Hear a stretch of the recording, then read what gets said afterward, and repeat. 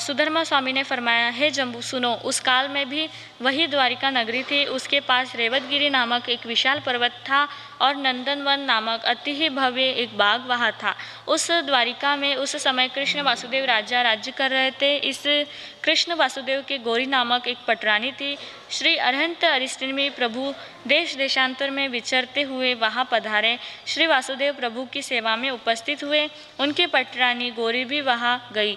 जिस प्रकार पद्मावती देवी ने वैराग्य प्राप्त कर दीक्षा ग्रहण की, उसी प्रकार गौरी पटरानी ने भी दीक्षा धारण की।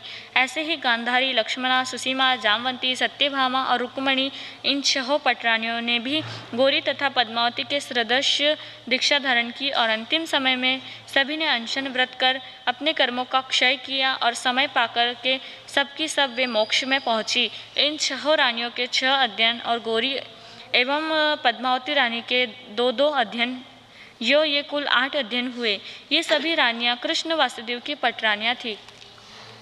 उख्ये वो यह 9 मास तेनम कालेनम तेनम समयनम बारवई नैर्ये रवये पवये नंदनवन्ये उज्जयिने कन्हेराया तत्क्षणम बारवई नैर्ये कन्हस्य वासुदेवस्य पुत्रये जम्बवत्ये देवीये अंतये संबे नामं कुमारे होत्था अहिण तस्सणम संबस्य कुमारस्य मूलसिरी नामं भार्या होत्था बण्णो अर्हा रिठनेमी समोसडे कन्हे निगये मूलसिरी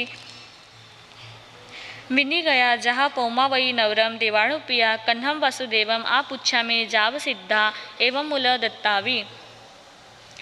जम्बू स्वामी ने श्री सुधर्मा स्वामी से कहा कि हे भगवान, अंतगढ़ सूत्र के 5 वर्ग के 8 अध्ययन में जो भाव आपने फरमाया, उनका विधि पूर्वक मैंने श्रवण किया।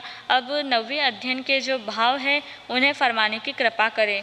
हे जम्बू, उस काल में द्वारिका नगरी रेवतगिरी और नंदनवन आदि से बड़ी ही सुशोभित थी। कृष्ण वासुदेव वहाँ के राजा थे। उनका पुत्र और जामवंती का अंगद साम कुमार, इस साम कुमार ने मूल श्री नामक पत्नी थी। श्री अरहंत अरिष्टनेमी भगवान विचरते हुए एक दिन वहाँ पधारे।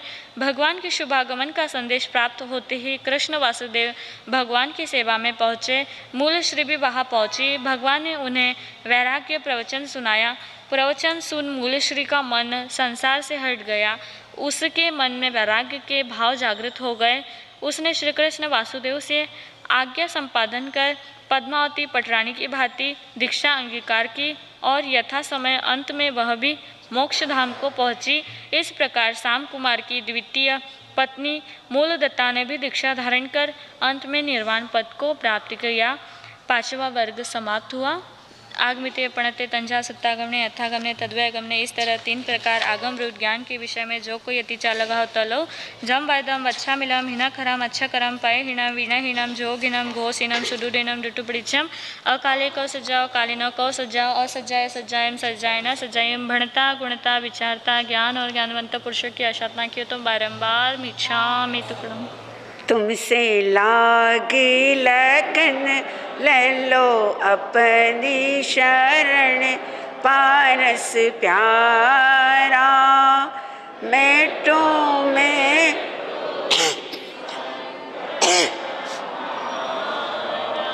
तुमसे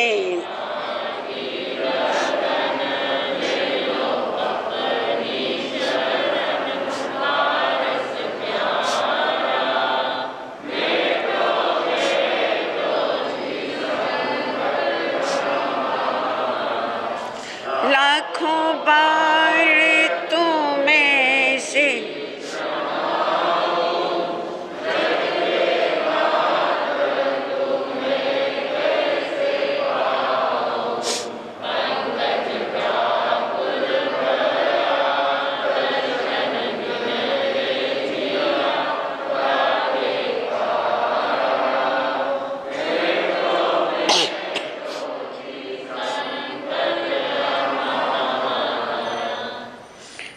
नमो सया सब सिद्धाणम। ओम नमो सया सब सिद्धाणम। ओम नमो सया सब सिद्धाणम। सर्वप्रथम श्रमण संस्कृति के अमर देवताओं, पुरुषार्थ के प्रतिपादक आराध्य प्रभु भगवान महावीर के चरणों में कोटि कोटि वंदन। प्रतिपल वंदनीया मम आराध्या भगवती स्वरूपा पूज्या गुरुणी मैया के चरणों में मेरा भाव भरा वंदन। व्यासपीठ पर विराजित परम आदरणीय प्रवर्तिनी मेवाड़ गौरव डॉक्टर श्री चंदना जी महाराज साहब के चरणों में मेरा भाव भरा वंदन। विश्व के समस्त ऊर्जा पुरुषों के चरणों में शत वंदन। भगवान महावीर को भी प्रिय लगने वाले और देवों को भी प्रिय लगने वाले ऐसे देवानुप्रिया श्रावक एवं मेरी श्राविकाओं, मैंने देखा और मैंने सुना है, कभी फ्रेंडशिप डे आता है, कभी रोज डे आता है,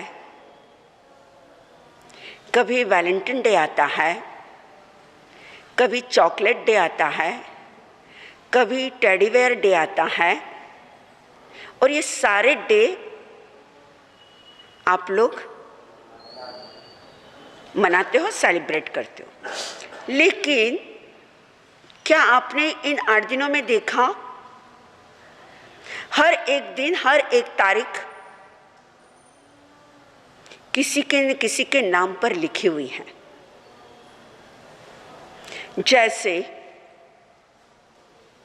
कोई दिन युवकों के नाम पर लिखा गया, तो कोई दिन साधकों के नाम पर लिखा गया, तो कोई दिन श्रावकों के नाम पर लिखा गया, तो कोई दिन नन्हे मुन्ने दूध में है बालकों के नाम पर लिखा गया, तो कोई दिन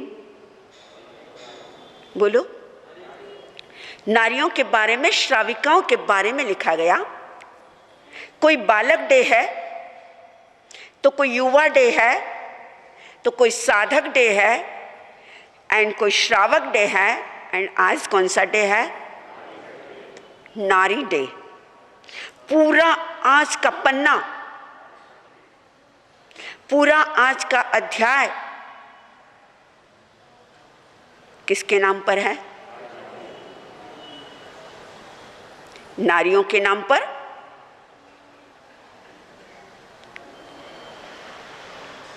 ऐसी नारी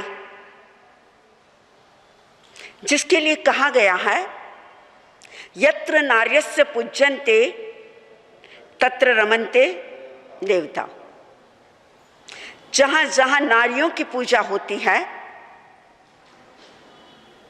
वहां वहां देवता रमन करते हैं। नारियों का कहने से पहले आज अंतकृत दशांग सूत्र में भगवान अरिष्टनेमि के शासन में गिरनार के उस पर्वत पर भगवान कृष्ण की अग्रमहेशियां, पट्ट महेशियां, जिनके लिए स्वयं कृष्ण कहते हैं, गुल्लर के फूल की तरह जिनका नाम और दर्शन दुर्लभ है, ऐसी कौन है? रानी पद्मावती, जामवती, गांधारी, रुक्मणी, सत्यभामा, ऐसी 8 अग्र महेशियों को मैं आपके चरणों में अर्पण और समर्पण कर रहा हूं। आप में से भी कोई कर रहा है? बोलो। एक भाई इशारा कर रहे हैं, उनके 8 थी इसलिए दे दी, हमारे तो क्या है, 1 है, इसलिए महाराज कैसे दे सकते हैं? सही कहा आपने भी। तो अगर मैं कहूंगी कि बेटे को दीक्षा दे दो तब भी क्या कहोगे? 1 है। तो आपको क्या लग रहा है, हम अपने माँ बाप के 2, 4, 10 थे? बोलो। धन्य है उन रानियों को, धन्य है उन पटरानियों को, धन्य है उन वीरांगनाओं को। उन्हें वंदन करूं, नमन करूं, उनका अभिनंदन करूं। जो कर्म करने में शूर थी वे धर्म करने में भी शूर थी। एक ही बार सुना अनित्यता, एक ही बार सुना कि द्वारिका का दहन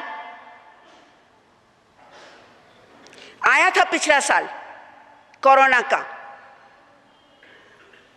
गवर्नमेंट ने WHO ने, दुनिया ने, वैज्ञानिकों ने चेताया, कोरोना में कौन चला जाएगा कोई भरोसा नहीं है। और आपने अपनी आंखों से देखा है, एक एक परिवार के 10-10 मेंबर, 15-15 मेंबर, 5-5 मेंबर चले गए दुनिया से, लेकिन फिर भी तुम्हारी आत्मा नहीं बोली, फिर भी तुम्हारा दिल नहीं बोला कि मैं क्या बन जाऊं, क्या बन जाऊं? साधु, वैरागी, संयमी? बोली आपकी आत्मा? इतना सुनते हो, नो चेंज। सच कहूं, इस पंचम काल के अंदर बोलो, साधु बनना आसान है? हाँ, है कोई रायचूर में तैयार है? तो हाथ जरा ऊपर कर दो। किसकी इच्छा है? कोई तो हाथ ऊपर करो। पंचम काल में जो इंसान साधु बने वो महान है। पंचम काल में जो इंसान साधु बने वो महान है। देवों से राजा से बड़ा जैन मुनि का मान है। देवों से राजा से बड़ा जैन मुनि का मान है। क्या कहा? पंचम काल में जो साधु बने वो महान है। देवों से भी सम्मान किसको मिलता है? गर्व है। आप भी अपनी कॉलर टाइट करते हो ना, मैं पैसे वाला, मेरी समाज में चलती है। आज हम भी अपने गर्व से कहते हैं, नाज है, फक्र है कि इस पंचम काल में साधु बने। वाह! आज इन नारियों का जब वर्णन सुन रही थी तो आज दिल बोलता है, मैं एक नारी हूं और आज जो कुछ भी बोलूंगी, किसके बारे में बोलूंगी? आप अपना दिल छोटा मत करना और आप नाराज भी मत होना। नारी नर की जनयत्री है। नारी तीर्थंकर की जन्मदात्री है। नारी एक ज्योति है। नारी एक दहरी का दीपक है। नारी तू बेटी है, नारी तू मां है, नारी तू जगत की जननी है। नारी तेरा रूप ना होता, नारी तू इस धरती पर ना होती, तो शायद ये पुरुष इस संसार में ना होता।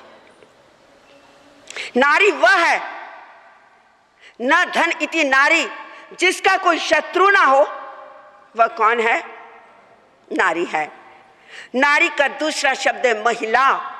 मही को जो हिला दे, धरती को जो हिला दे, पृथ्वी को जो हिला दे, वह कौन होती है? नारी है। जैन आगमों में, जैन शास्त्रों में नारी का बहुत बड़ा गौरव है। चतुर्विध संघ में अगर साध्वियां ना होती और श्राविका ना होती तो क्या नहीं बनता? चतुर्विध संघ ना बनता। चतुर्विध संघ का आधार अगर संत है, श्रावक है, तो चतुर्विध संघ का आधार साध्वियां हैं। और कौन है? श्राविका है। चतुर्विध संघ को एक साकार रूप देने के लिए नारी की बहुत बड़ी जिम्मेदारियां हैं। अगर आप जैन इतिहास अगर खोल कर देखें, भारत का इतिहास अगर खोल कर देखें, मैं इतिहास के उन पन्नों पर ले जाऊंगी, अतीत के उन झरोकों के अंदर ले जाऊंगी, आपको उन मधुर स्मृतियों तक लेकर जाऊंगी। नारी का वह रंगीला इतिहास आपको बताऊंगी कि जब आपका सर भी क्या हो जाएगा? अरे झुक जाएगा। ग्रेट, वेरी ग्रेट पर्सन नारी। पुरुष जब जाता है मोक्ष के अंदर तो जाते जाते दरवाजा बंद करके जाता है। ध्यान से सुनना, पुरुष जब जाता है पंचम आरे के अंदर तो जाता जाता दरवाजा बंद करके जाता है, और नारी जब जाती है तीसरे आरे के अंदर तो जाते जाते क्या खोलकर जाती है? बोलो, अरे मोक्ष का दरवाजा खोल कर जाती है। यह है मेरी माता मरुदेवी। वह नारी, कभी तू माता मरुदेवी बनकर मोक्ष के दरवाजे खोलती है, कभी मां त्रिशला बनकर धरती पर महावीर को लेकर आती है। वह मेरी नारी कभी धारिणी बनकर अपनी जिह्वा खींचकर अपनी सील की रक्षा करती है। वह मेरी नारी कभी ब्राह्मी बनकर ब्राह्मी लिपि को तैयार करती है, कभी सुंदरी बनकर 60,000 आयम्बिल करके भरत को संयम के पथ पर लाती है। वह मेरी नारी कभी ब्राह्मी और सुंदरी बनकर बाहुबली को प्रतिबोध देती है। अरे नारी, तेरे बारे में क्या कहूं, कभी राजुल बनकर गिरते हुए रत्ननेमी को क्या कर लेती है? अरे संभाल लेती है। वह मेरी नारी कभी चंदन बाला बनकर भगवान महावीर की संग प्रमुखा बन जाती है, तो कभी यक्षा यक्ष दिन्ना भूत दिन्ना यक्षा साध्वी बनकर महाविद्या की यात्रा करके श्रीविंदर स्वामी की वाणी सुनकर वहां से दशवे कालिक की 2 चुलिकाएं लेकर तुम वापिस भरत क्षेत्र में आ जाती हो। अरे वाह मेरी नारी, कभी भारती जैसी नारी बनकर जगत गुरु शंकराचार्य के साथ तुम वाद विवाद और शास्त्रार्थ कर लेती हो। वाह मेरी नारी, कभी गार्गी बनकर और मैत्री बनकर वेदों के ऊपर तुम ऋचाएं लिख देती हो। वाह मेरी नारी, कभी द्रौपदी बनकर भरी सभा के अंदर अपना चीर भी लुटा देती हो। वाह मेरी नारी, कभी सीता बनकर तुम अग्नि का क्या बना देती हो? बोलो, अरे आप नारी हो। नारी का उज्जवल इतिहास मैं आपके सामने रख रही हूं। कभी नारी बनकर सीता बनकर अरे अग्नि को क्या बना दिया, अरे नीर बना दिया। क्या क्या मैं आपको उदाहरण बताऊं, यह अतीत था, लेकिन वर्तमान के भी मैं उदाहरण आपके सामने दे सकती हूं। ऐसी ऐसी नारियां हमारे भारत के अंदर हुई है। अरे मदर टेरेसा होकर सेवा के लिए तुम नोबेल शांति पुरस्कार भी क्या कर सकती है हमारी? अरे नारियां जीत सकती है। अरे नारी होकर अरे 24 तीर्थंकरों में 23 तीर्थंकर अगर पुरुष थे तो एक तीर्थंकर कौन थी? बोलो, अरे नारी थी। मल्लीनाथ होकर तीर्थंकर बनकर तीर्थंकरों की दुनिया के अंदर भी तुमने अपना गौरव और अपनी रुतबा क्या रखा? अरे जारी रखा। वाह मेरी नारी, राष्ट्रपति प्रतिभा ताई पाटिल बनकर राष्ट्रपति के गौरव के पद को भी क्या किया? बढ़ाया। वाह मेरी नारी, इंदिरा गांधी बनकर 16 साल तक देश के ऊपर क्या कर लिया? जो काम पुरुष नहीं कर पाए थे वह काम कौन करके गई? अरे इंदिरा गांधी। अरे कभी अंतरिक्ष की यात्रा के अंदर कल्पना चावला बनकर अंतरिक्ष की दुनिया के अंदर उस शिलालेख पर भी तुम अपना क्या लिख कर आई हो? नाम लिख कर आई हो।